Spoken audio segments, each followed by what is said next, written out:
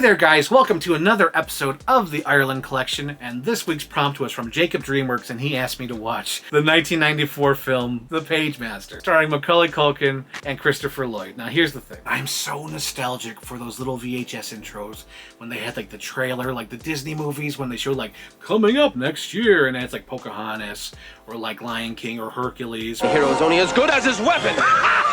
And it's like, it's an animatic. I love that shit. So, the reason why I'm nostalgic for the Pagemaster is because in the beginning of one of those VHS tapes, more specifically, it was Once Upon a Forest. But before that movie was a VHS trailer of the Pagemaster. The VHS trailer showed like little animatics of the animation, and it showed the maquettes of the characters. And then there's like an animatic of Frankenstein carrying freaking Richard Tyler.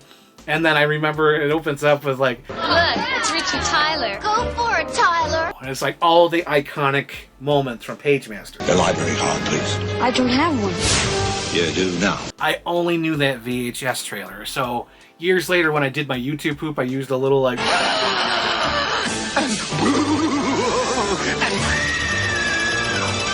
That trailer is inside my mind forever. Oh, baby. There's also another little funny story about the Pagemaster. So, in college, my roommate Mike, he's like, we gotta watch the Pagemaster. We gotta watch it. I'm so nostalgic for this movie. And me and Jim were like, Jim was another roommate, and we're like, okay, we'll watch Pagemaster. So, the whole time, Mike is on his phone, right? The whole time. I shit you not. So me and Jim are sitting there and we're like, we gotta watch something else. So whenever Mike wasn't looking or whenever he was on his phone, we would hit skip because it was boring. And we did that like maybe 2 or 3 times throughout the movie. We just hit skip. And Mike never knew because he was on his phone watching, And then afterwards he was like, oh, that was quick. The movie went by fast. And we're like, yeah, the movie went by fast. It's not the first time I ever did that. There's another story, but when we ever get to that movie, I'll tell you about that time when we did that again. So for this video, I actually sat down and watched it completely for this review. My review is that the movie feels cheap. It feels like they had this big idea. We want this kid to go to the library and he's going to go through Treasure Island, Frankenstein, Jekyll and Hyde, and he's going to go through all these things, probably Wizard of Oz. They had like a big giant idea of what they wanted to do, but it looked like whoever it was, the producers, Fox, whatever, it looks like they weren't willing to pay the money for that, and that since they were limited with that, they couldn't do too much because it feels like all the magic that's in the animation scenes are not there. I feel like since there's nothing there, the animators, since they have nothing to do, they overly animate the characters where they're like moving like this, because he's like, I am the Pagemaster. And then like Richard Tyler's like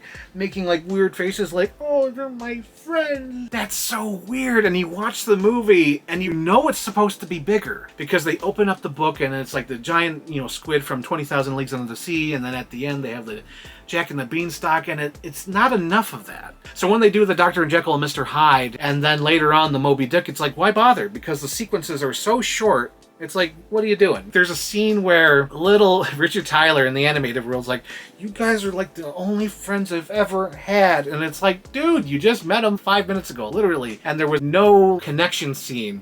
There wasn't like an emotional beat where they all sit together and say like, oh my God, that was rough. You just met him. You don't even really know him. Like, I don't even know him. And overall, like, the movie isn't as magical as it seems, or at least how it wants to be. And I feel like the real world stuff is so much better than the animation, which is weird because the real world stuff is so bland. It's just like a kid's bedroom, backyard, and the library. Like, that is it. If you watch that VHS trailer I told you about, there are so many things that they probably cut out. Like there's a scene where he's like looking at himself like, I'm a cartoon. That is changed for the theatrical version. And then they cut out the Frankenstein part. I'm assuming it was terrifying because it's a big giant lumbering Frankenstein carrying Richie Tyler, and it's like, what happened to that? The part that I genuinely liked, because it won me over for that split second, is at the end when he gets up and he has the books in his hand and Christopher Lloyd is like, you could only take out 2. And he picks up horror. And this credit goes all to Macaulay Culkin. He saves the movie. He gives it the 1 star I gave it on Letterboxd. But as Christopher Lloyd is taking the book away, little Macaulay Culkin's like, Horror? I promised him. and I was just like, oh my god, that was so sweet. Because, like, nowadays you go to the library, you could rent out like 50 books. They don't give a fuck. You could rent out hundreds of DVDs. They don't care as long as you return them. But like, he's like, you can only take out 2 books. He's like, but I promised horror. And he had like that little sweetness of Macaulay Culkin. It's like, oh shit, that's why they hired him. That's so good.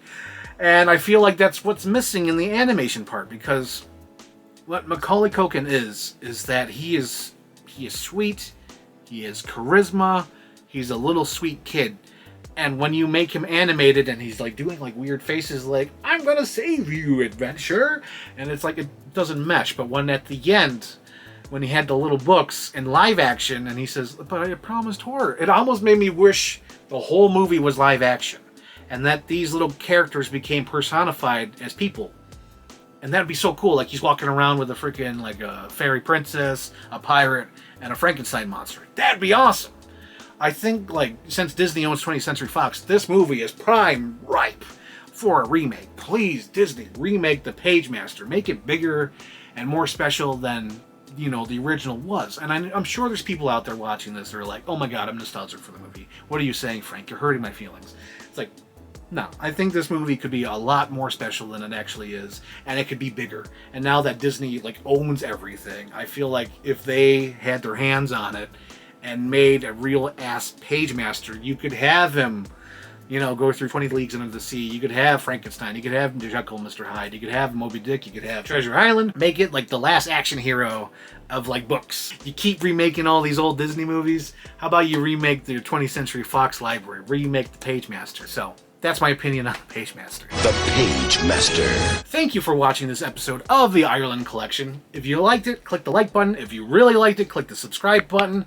Also, leave a comment down below and tell me what you think of the Pagemaster. Also, let me know, what do you want me to talk about? What kind of genre of movie that I should, you know, talk about? Should I talk about underrated? Should I talk about my favorite horror movie? Should I talk about Keanu Reeves? Which I will at some point. But yes, leave a comment down below. Tell me what you guys think, and see you next Monday. How would you like to curl up with a good book?